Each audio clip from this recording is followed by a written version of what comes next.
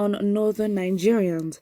A typical day and typical news bulletin in northern Nigeria: bandits kill 21, burn houses in Katsina communities invasion. Bandits hold 348 students. UNESCO says warning: 83 FGC students held. Bandits: we are holding 121 Kaduna pupils. It is the issue of July 7th. The Punch reported that the total number of students being held in bandits increased to 348 with the abduction of 121 students in Kaduna State. Out of the 348 students, the newspaper further reported that 227 are still languishing in bandits' dens many weeks after they were abducted from their schools in Niger, Kebbi, and Kaduna states. Spare a thought for what their parents are going through, wondering if indeed their children are alive. No one knows in what condition their children are being held.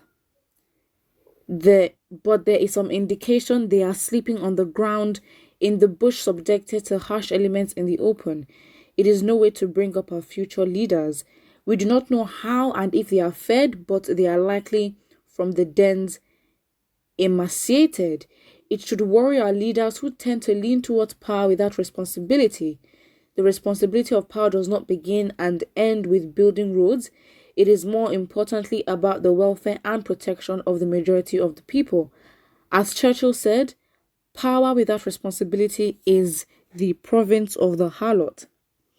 The bandits holding Kaduna students had the temerity to ask for rights to feed their captives. Still, northern political leaders, the great men of the moment, cannot be counted on the side of the children and their parents. None of us can pretend not to be affected by what is happening to the region and its people. And let's not pretend about this. Northern Nigeria has surrendered to the reign of bandits in the full view and with the full knowledge of those who have the constitutional responsibility to make the region and indeed the entire country safe. It is a huge shame on northern Nigerian leaders. The region bleeds and has been bleeding from Boko Haram, bandits, Fulani herdsmen, kidnappers, and sundry criminal elements. Still, the Nigerian state and its constituent units in the northern Nigeria feel overwhelmed and weakened by their inability to find answers to the tragedy. Our political leaders, great winners of paid awards for good governance, must have some problems with the secret responsibilities of governance. Resplendent in choice, Baba and Riguna, they strut the political stage, uttering inane political sound bites but ignoring the plight of their own people. They object to power shifting to the south in 2023 and conveniently forget that their people are losers even as they hold the reins of power. I can find no reason, I can find no rhyme in the impossible situation and the existential threat we face. I can find no reason or rhyme for their cynical attitude towards the safety of the lives and property of the people. There are many things we do not understand in and about our country, but the current situation must rank as the worst of a riddle wrapped in a puzzle. It befuddles the mind, it passeth all understanding. Those who believe they have the right to be listened to are never tired of preaching the gospel of patriotism to people. They forget patriotism is reciprocal. A country that neglects its people has no moral right to expect the people to be patriotic. When ISWAP captured one American not too long ago, the country deployed its forces and rescued him from his captors in Niger Republic. It is a typical example of a government that fully understands that the life of one citizen lost to a state or non-state actors takes something away from its constitutional obligation to protect all Americans wherever they might be.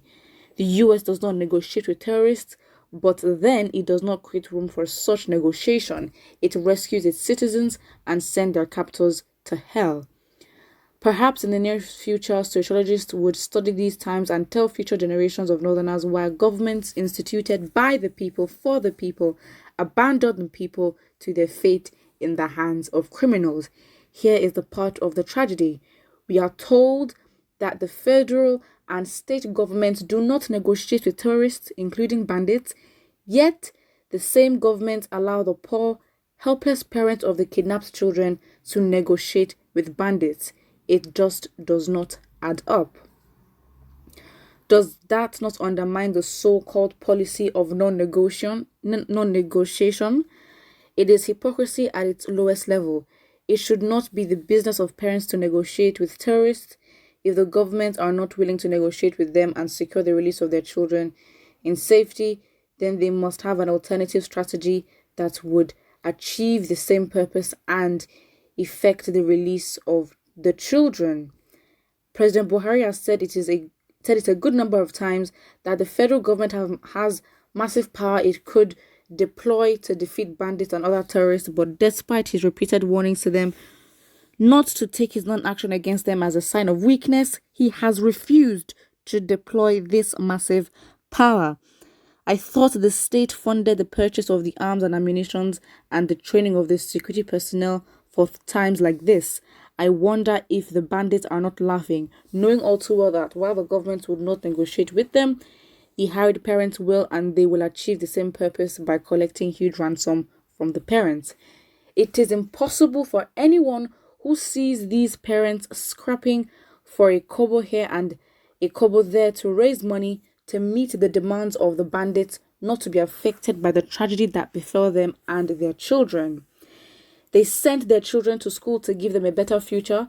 They cannot understand why that path to their better future is either blocked or threatened by criminals. They cannot understand why their children have been turned into a means of making quick and illegal money while the government either biting their nails in a typical display of weakness. They certainly cannot understand why the governments they instituted to make their lives and those of their children better are making things worse, much worse for them and their children. Nor can they understand why federal and state governments would choose to subject them to this trauma that deepens their helplessness and hopelessness and turn the rainbow of hope in the horizon to the dark clouds of an arrested future. Shame. Wow. This is well written. I mean, what else do you want to add to this? I mean, it's just point after point, bam, bam, bam, straight to the point, and it's exact. It's just the hypocrisy of it all. You're asking us to be patriotic when patriotism is reciprocal, and that's something we need to get out of this. And also, it's so sad because then the abduction of Nnamdi Kanu shows that they are able to get and use all the resources they have to abduct Nnamdi Kanu, but then the same energy, passion, and vim is not used the same way to deal with these bandits. And then this then allows for Nigerians to start having questions and rumors building up of if the government is actually part of all this because they seem to be too calm about it. Put what you think about this in the comment section below. Don't forget to like and subscribe.